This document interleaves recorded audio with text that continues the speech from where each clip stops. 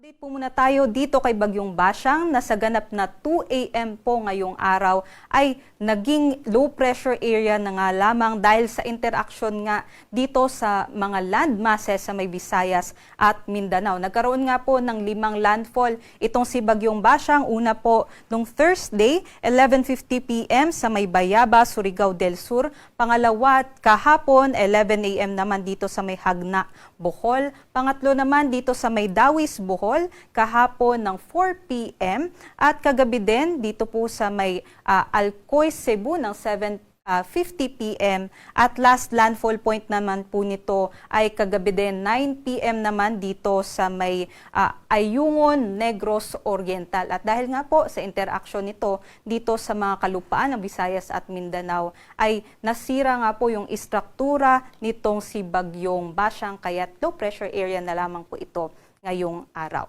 Yung sentro po nitong si low pressure area o yung dating si Bagyong Basyang ay huli po nating namataan kaninang alas 4 ng umaga dito sa 105 kilometers southeast ng Cuyo, Palawan. Sa ngayon ay within 24 hours hindi na natin ito inaasahan na mag-redevelop o mabuo muli bilang isang bagyo. Sa halip inaasahan po natin na dahil nga po sa interaction din ito dito po sa Amihan ay maaari na lamang po itong malusaw dito sa may Sulusi. Maaari pa rin po itong mag-cross o tumawid sa may Northern Palawan pero mataas na po yung tsansa na hindi na ito mag-redevelop bilang isang bagyo. Samantala, yung Amihan po natin ay magkakaroon po ng panibagong surge o yung pagbugso. Ngayong araw ang simula niyan. Kaya't makakaranas din po yung ating mga kabayan sa Northern and Central Luzon ng mas malalamig na mga temperatura sa susunod na mga araw. At sa nakikita nga po natin, yung mga pag-ulan at yung mga maulap na panahon ng low pressure area ay nakakaapekto pa rin po sa malaking bahagi ng Southern Luzon and parts ng Visayas. Kaya't ngayong araw nga, inaasahan natin dahil sa Amihan ay possible yung mga maulap na panahon at mga pag-ulan sa may Batanes, Cagayan at sa may Isabela. Samantala, yung LPA nakakaapekto din dito sa may Mimaropa. Inaasahan pa rin po natin yung katamtaman hanggang sa malalakas na mga pag-ulan. But ngayong araw din dahil nga sa bugso ng Amihan, may panibago po or mabubuo muli itong ating tinatawag na shear line o yung salubungan ng hanging Amihan at easterlies. At yung shear line ay makakaapekto naman dito sa may Southern Luzon area. Kabilang na po dyan ang Metro Manila, dito po sa may Calabarzon and parts din po ng Bicol region. Kaya't asahan po natin mahirap po maglaba ngayong araw dahil magiging maulap po na may mga isolated thunderstorms at mga pag-ulan ngayong araw. Pero other than that, other parts naman po ng Luzon ay mas maganda po yung kanilang panahon liban sa mga isolated, mga light rains. Ito naman po yung ating inaasahan na agwat ng temperatura ngayong araw sa may Lawag 20 to 30, Tuguegarao 18 to 29 degrees Celsius. Sa may Baguio, mababa po yung temperatura 12 to 21 degrees Celsius. Metro Manila 22 to 30, Tagaytay 20 to 28 at sa may Legazpi naman 25 to 28 degrees Celsius. Dumako naman po tayo dito sa may Palawan, Visayas at Mindanao.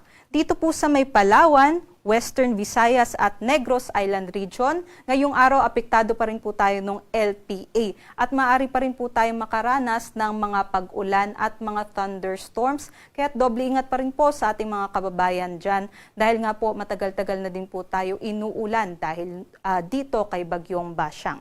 And aside po dyan, yung shear line natin ay nag-e-extend din po sa may northern and eastern Samar, kaya't meron din po tayong maulap o makulimlim na panahon at mga pag-ulan dahil po sa shear line. But other parts of Visayas and Mindanao, mas magiging maaliwalas naman po yung ating panahon ngayong araw, kaya't magkakaroon po ng break yung ating mga kabayan na nasalanta nitong si Bagyong Basyang at gamitin po sana natin itong oras na ito para makapag-recover ng maayos. Ngunit aside po sa mga isolated thunderstorms, maganda po yung ating panahon ngayong araw.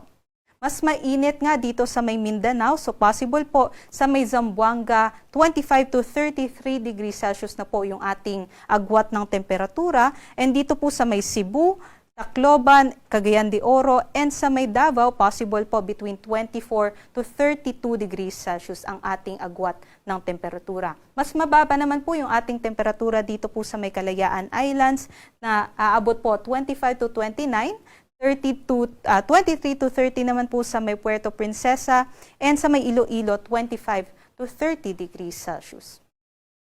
Para naman po sa mga pag-ulan ngayong araw, posible pa rin po na magkaroon tayo ng yung mga pag-ulan na maaaring magdulot ng mga pagbaha at mga pagguho ng lupa dahil po sa LPA dito sa may Palawan, sa may Antique, Iloilo, Guimaras, and Negros Occidental, at dahil naman po sa shear line dito sa Oriental Mindoro, Camarines Norte, and sa may Quezon. 50 to 100 millimeters of rainfall po yan within 24 hours. So possible pa rin nga po ito magdulot ng mga impacts kagaya nga po ng pagbaha at pagguho ng lupa.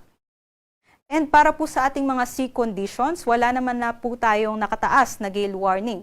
Ngunit sa lahat po ng seaboards ng ating bansa ay katamtaman hanggang sa maalon pa rin ang ating mga karagatan, kaya't doble ingat po sa mga mamamayan na maglalayag. Dahil nga po ay posible pa rin na yung mga thunderstorm activities magpataas din ng ating mga pag-alon na delikado pa rin po sa mga maliliit na mga sasakyang pandagat.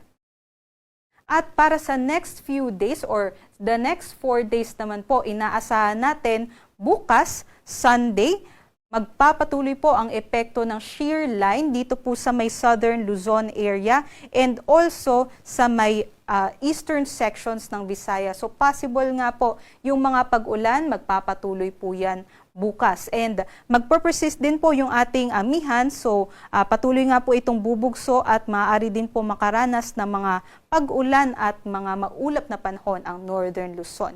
Pagsapit naman po ng Monday hanggang sa Wednesday, yung axis ng shear line galing dito sa may Southern Luzon ay bababa at maaari ding maapektuhan ang eastern sections ng Visayas, kaya't maghanda po yung ating mga kababayan dahil yung shear line na ine-expect natin dito ay malalakas din po yung dalang mga pag-ulan. So prepare na lamang po tayo, especially dito sa may eastern Visayas area, Bicol region, Mimaropa, and parts ng Calabarzon.